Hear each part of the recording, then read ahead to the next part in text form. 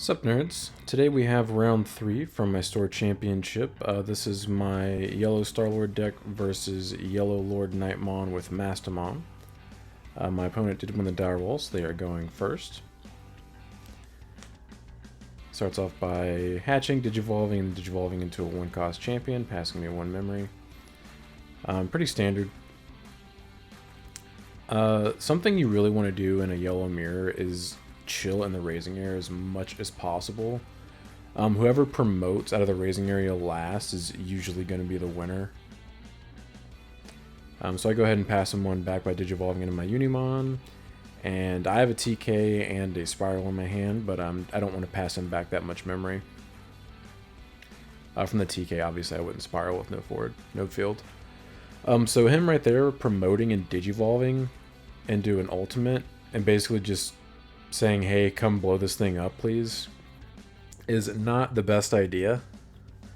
I'm not 100% sure why he did that. Maybe he's trying to bait me, but I mean, I have no reason to go out there to do anything about that until I kill it. Until I can kill it. So I'm pretty sure I have LordKnightmon in my hand. Yeah, I do. So I'm just waiting to be able to make a power play and start womboing on him.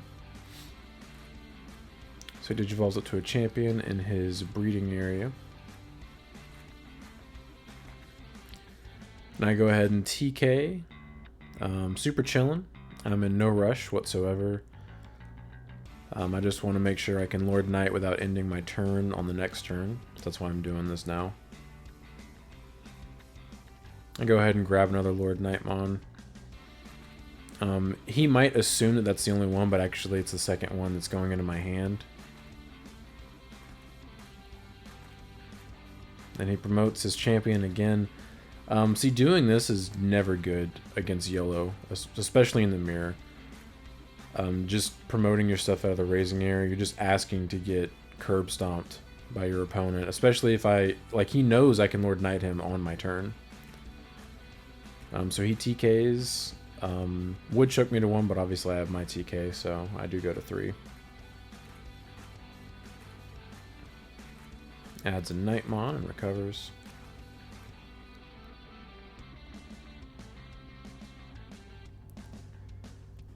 And now I'm thinking if I can fully clear his board before I promote, because I don't want to promote and leave myself exposed to a big like War Growlmon into Slash into Valderon play. And I go ahead and promote and digivolve. Draw a second Spiral off the top, pretty cool. Those will probably come in handy later. And I swing security, activate LordKnightmon's effect, play Knightmon, minus 4k on the War Growlmon. So it's sitting at 3k now.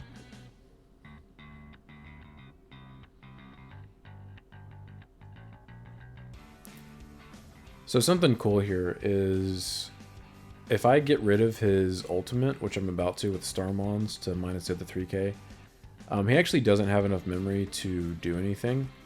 The worst thing he can do is War Growl slash me, which wouldn't be a big deal. I have another Lord Knight in my hand that I can go on top of the Knightmon. So I could answer it very easily. It's just not a good idea to leave yourself exposed like this. So it looks like he's digging for something. And then digivolves into an ultimate. Right, and he can't answer my board, so I get to just keep pushing and start building up something in my raising area to answer whatever he's going to bring out of his raising area.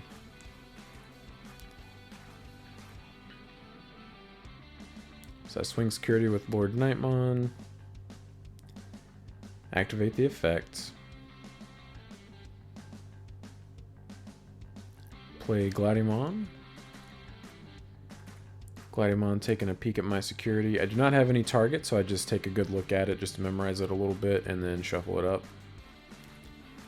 I do have a Knightmon in my hand, but I don't want to play it since it's the only one. I want to be able to have that power play If he answers the LordKnightmon I have on my field, I want to be able to answer whatever he drops on my turn by digivolving into Lord Knight over Knight and then swinging and dropping the Knight. So digivolve into Pitto, just to give myself a little bit of protection. Draw a rookie. Digivolve. And since I have more than one Spiral in my hand, I'll go ahead and Spiral as Unimon just because. And he just scoops right here. I think he bricked on Megas. I'm not 100% sure though. But he just scoops. There's nothing he can really do to answer my board. I was probably going to come close to killing him on my next turn. So I do take game 1. Also, don't forget guys, we are doing a giveaway of a full sealed box of 1.0. The giveaway is in the description below. So make sure you guys enter that. Alright, game 2. My opponent chooses to go first. Cool beans. You guys know I love going second. I am totally okay with this. And he bricks. One of the disadvantages of going first is drawing one less card and seeing less rookies. So he's forced to give me 5 memory on my first turn when I'm drawing 6 cards. That is not good in the mirror. So I can just build up into something in my breeding area as long as I didn't brick too. It looks like he drew at least 1 defeat. He's shuffling his hand kind of fast. Looks like 2 defeats in a LordKnightmon. And then a Pittomon. Not a very good opening hand, obviously. I go ahead and grab these Starmons out of my security since I was forced to digivolve the other Starmons on top of my Digitama. And I go ahead and just digivolve my Gladiemon, which I don't really do very often, but I did it just to choke him to 1 and have a champion in my breeding area.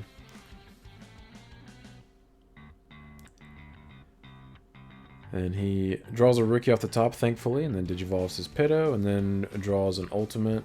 His draws aren't too bad now. He's drawing into cards that can unbrick his hand. That is the downside of playing the Mastemon version of the deck. Is Zort is obvious, or defeat is obviously busted when it's checked in security, but when you draw it and don't have a Mastemon on the field, it is terrible. Putting 2 Spiral Masquerades to the bottom of the deck with Kodomon feels kind of bad, but we're so far ahead in this that it's not a huge deal. And I go ahead and just digivolve into an ultimate, and that way I can LordKnightmon him on my turn.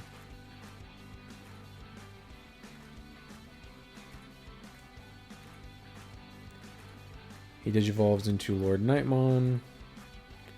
So this is what I'm talking about, like, promoting first is never a good thing because I haven't added a LordKnightmon to my hand this game, but yeah, he swings security, drops the Lucemon, recovers 1. I don't really care.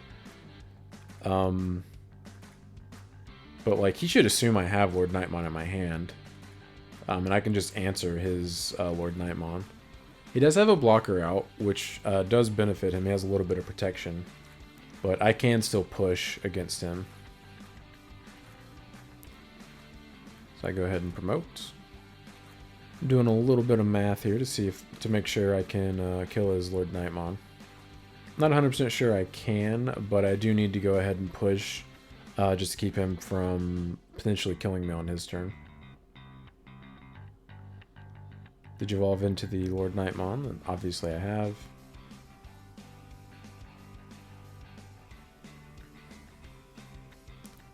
I swing into LordKnightmon, activate LordKnightmon's effect. Play Knightmon, minus 4k on the LordKnightmon. He blocks it, obviously. So obviously I couldn't kill his LordKnightmon due to the blocker. But I was able to push, force his blocker off the field, and then put a blocker to protect my LordKnightmon. That'll make it hard for him to swing back into my LordKnightmon successfully.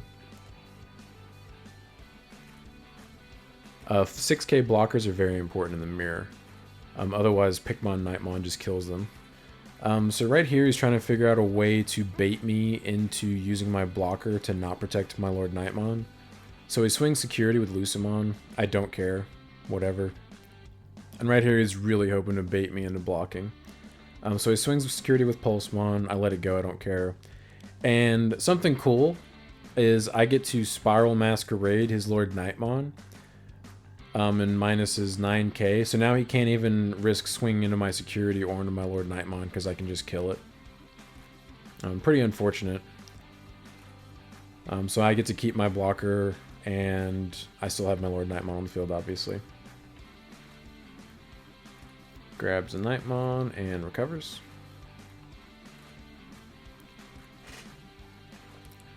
Go ahead and Digivolve. I know I can't kill him, so I go ahead and just use my Bushi to draw by Digivolving on my Tomo.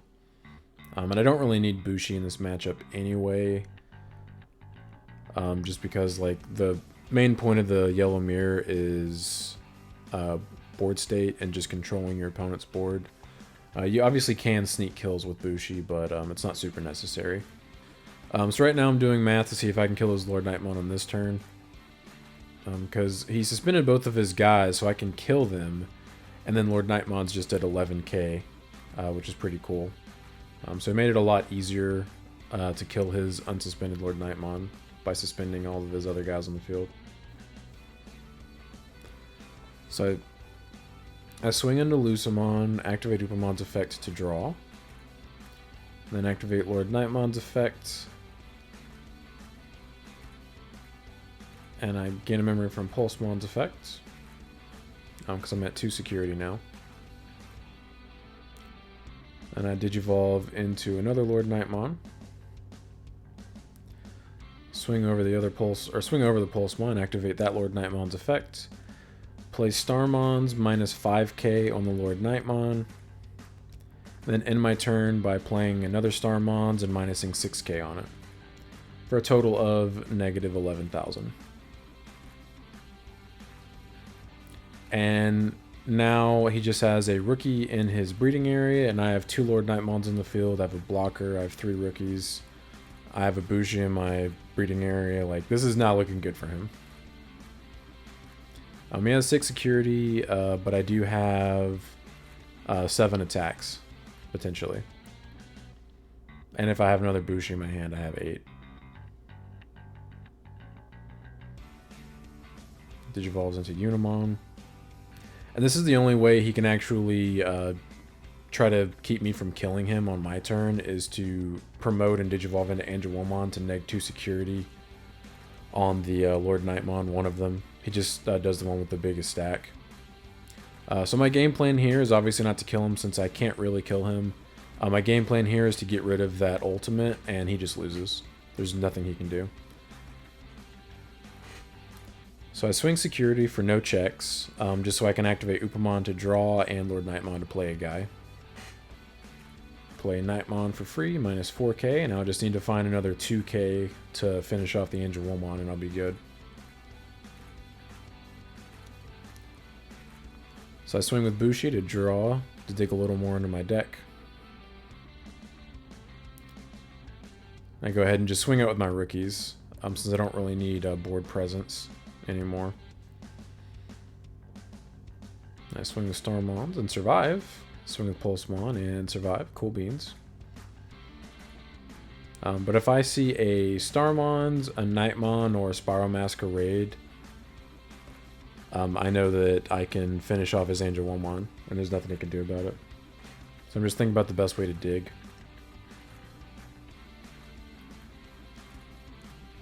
So I swing with LordKnightmon, activate effect, play Kodomon, look at the top 5. We're hoping for a Knightmon.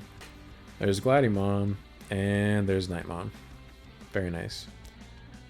So now I know that I can finish off his Angewomon. And we do check a LordKnightmon, but we are huge, so we just beat that. And then I just finish off my turn, and yeah, kill his Angewomon with my Knightmon. Not much you can do. This is the downside to promoting early. More so game 1 than game 2, but if you're promoting in the mirror, you always want to have a game plan. You don't just want to be promoting just because you can. But yeah, he ended up drawing both defeats in his hand. That's once again why I don't like that card in LordKnightmon. It gives you like a cool top end and a sack factor in your security, but it's not worth when you brick with it, in my opinion. But I do appreciate you guys stopping by. Don't forget to like and subscribe if you're interested in this kind of content and want to come back for more. Until next time, see ya.